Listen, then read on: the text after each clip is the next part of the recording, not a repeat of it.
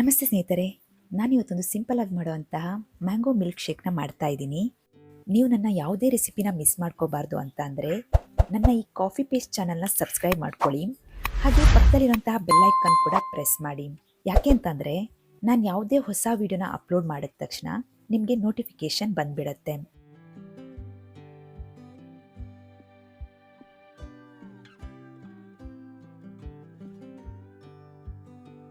ಮೊದಲಿಗೆ ನಾನು ಒಂದು ಮಾವಿನ ಹಣ್ಣಿನ ಸಿಪ್ಪೆ ತೆಗೆದು ಸಣ್ಣಕ್ಕೆ ಕಟ್ ಮಾಡಿ ತಗೊಂಡಿದ್ದೀನಿ.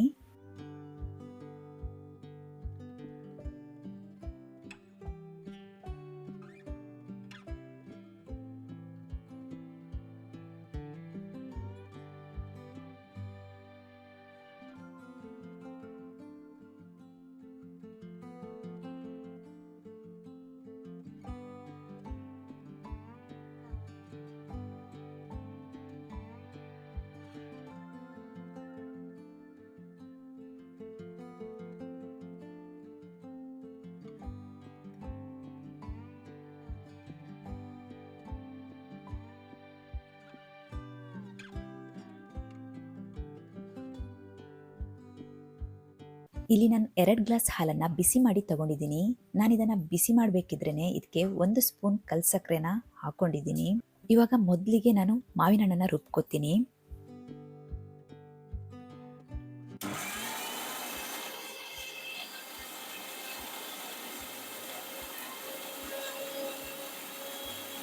ಇದನ್ನು ಚೆನ್ನಾಗಿ ರುಬ್ಕೋಬೇಕು.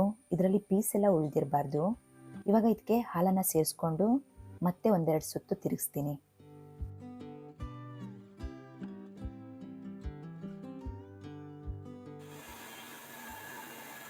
ನೋಡಿ, ಇವಾಗ ಮಿಲ್ಕ್ ಶೇಕ್ ರೆಡಿ ಆಗಿದೆ. ಇದಕ್ಕೆ ಇನ್ನೂ ಸ್ವಲ್ಪ ಟೇಸ್ಟ್ ಕೊಡಲಿ ಅಂತ ಹೇಳಿ ಒಂದು 4 ಬಾದಾಮನ್ನ ಚೆನ್ನಾಗಿ ಹುರಿದು ಅದು ರೋಸ್ಟ್ ಆಗಬೇಕು. ಅದರ ನಂತರ ಅದನ್ನು ಚೆನ್ನಾಗಿ ಕುಟ್ಬಿಟ್ಟು ತರಿತರಿಯಾಗಿ ಪುಡಿ ಮಾಡಿಕೊಂಡು ಮ್ಯಾಂಗೋ ಮಿಲ್ಕ್ ಶೇಕ್ಗೆ ಮಿಕ್ಸ್ ಮಾಡ್ಕೋತೀನಿ.